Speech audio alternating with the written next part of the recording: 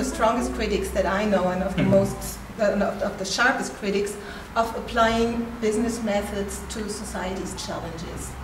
On the other side, the trend has become popular, incorporated in things like corporate citizenship, social entrepreneurship, you name it. What's wrong with the idea?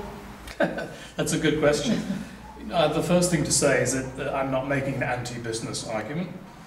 This is not an argument that business has no role to play, that there's something bad or evil about business. Business does have a role, but is a role. It's one among many, and we need business to play that role as effectively as possible as a wealth producer, as a generator of prosperity, as a producer of goods and services, as a creator of jobs. So the fact that business has a role to play is a very important recognition, but it doesn't get us very far in solving the deep-rooted social problems that concern us.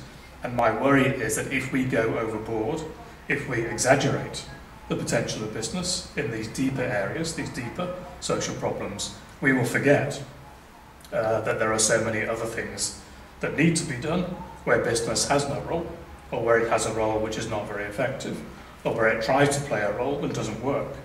In organising our communities, in caring for each other, in the political process. These are not areas that you want business to run for you. That will be anti-democratic and ineffective.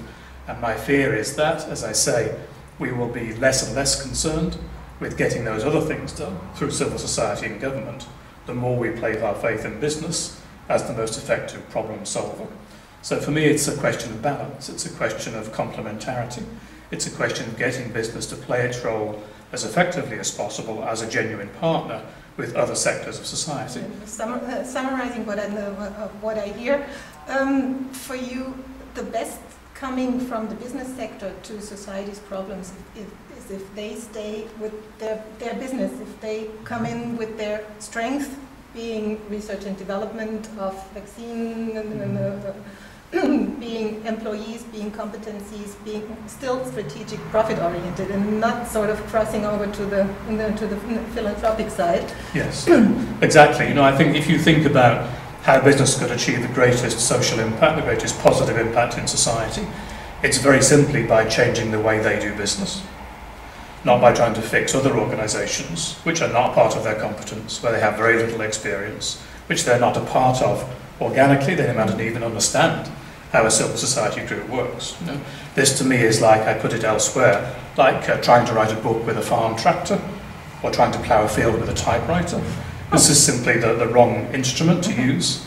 That doesn't mean, of course, that there are no areas that business techniques, that business thinking, that the tools of finance can't be useful to civil society groups. I mean, that's not true. I think non-profits can benefit from an understanding of the financial world, which they don't normally have because it's not where they come from, but not at the cost of their independence and their distinctive ways of doing things. But it could well be that business evolves in that way in the future. Right? It could well be that capitalism is going to transform itself into something which puts social above economic objectives, which puts cooperation above competition, and which puts the long term ahead of the short term. That would be fantastic. And maybe some areas of corporate social responsibility are heading in that direction, more radical direction, and most of those efforts, I think, could be described as. But I think the more that business transforms itself in that way, that in a sense the less business-like it becomes, and the more like civil society, and I'm all for that. I think I've said many times that the biggest social impact comes when business becomes more like civil society, not the other way around. In the corporate citizenship CSR discourse, there's this deep conviction that there's a win-win for business and for business and society. In my perception, both companies and management theory have done their homework and identified their win quite clearly right now. While there might be some sort of a lack of discussion and of knowledge where the win for civil society might actually be. The ideal win-win equal partnership is a little bit unreal in practice because you're dealing with people who have very different power and resources on either side of that relationship. And as everyone knows from practical experience, if you're the one with less power and resources, your partnership becomes a little bit academic sometimes. You become a partner in implementing someone else's agenda, so which is definitely not win-win.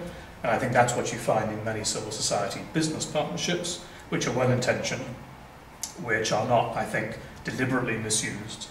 But it's very difficult to have an international conglomerate like Siemens or Volkswagen or BMW for that matter involved with a set of small civil society groups and expect them to interact as equal partners.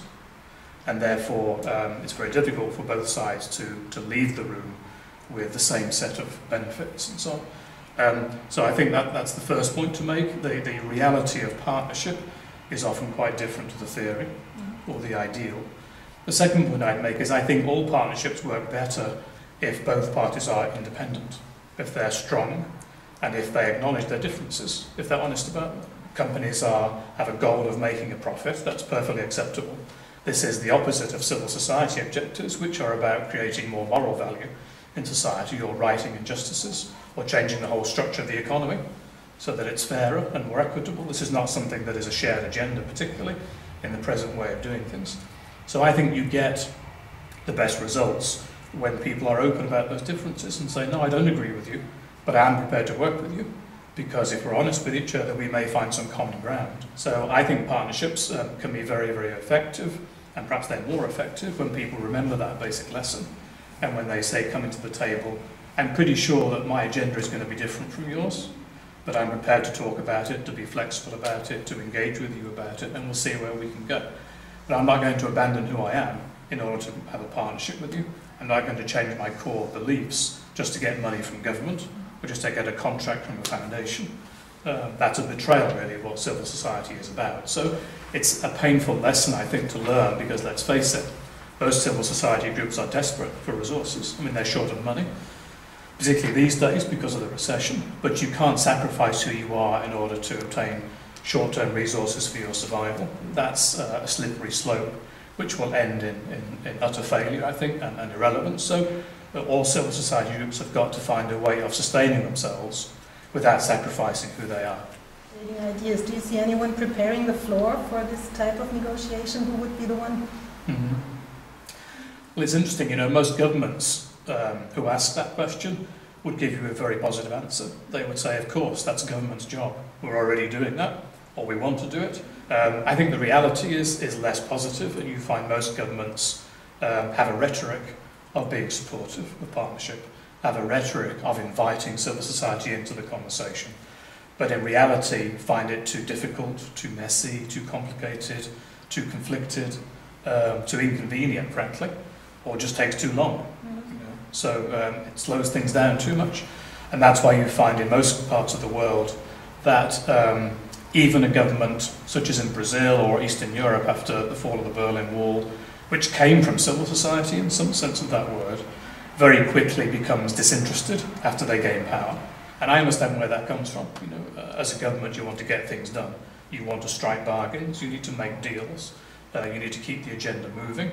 And the last thing you want is too much democracy. But for civil society, the opposite is true. Because you want, in a sense, too much democracy.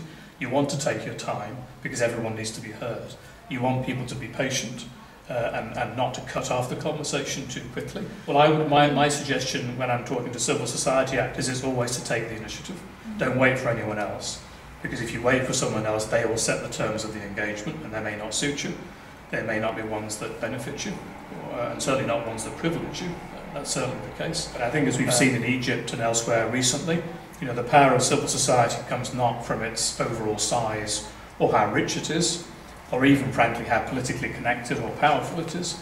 It comes from the fact that people have a moral force inside of themselves, which they're prepared to express even in dangerous situations, even in life-threatening situations. And I think it's very important, while not to be romantic, to remember that in historical terms, in the long sweep of things, civil society has always been in the lead. Civil society has been the most powerful force in human affairs, and I think that's healthy. So, thank you for sharing some current insights and historical wisdom. My pleasure. Thanks very much.